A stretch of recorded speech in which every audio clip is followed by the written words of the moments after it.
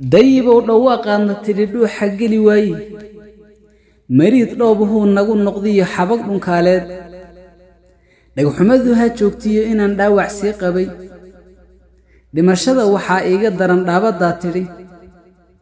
kollay taba nin gaaldhaansadaan garasho dheerayn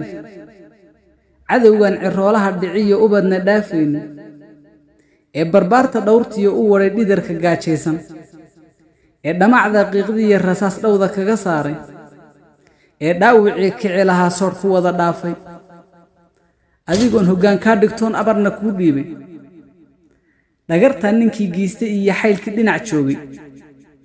dhirif hadal adoon muujin iyo dhiidhi hadal daarran wuu isdilay inaad nagu dhahdiyo eraye dhiibaal ood dhala ka soo juruqtantaa dhimasho weeyaan dhambaal dalab leh waa nacabahi iyo dhabaqla jaajuus halkii dhowrsan lagu toogtay iyo dhiiggii qubanayay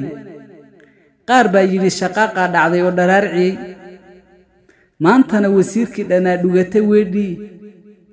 adig iyo dhufaannada kalee talada kuu dhiibay ee gaalku dhaansada ilaan waxisma dhaantaan ka mushtara dhallaankiiyo gabdhaha dhiigga laga miiro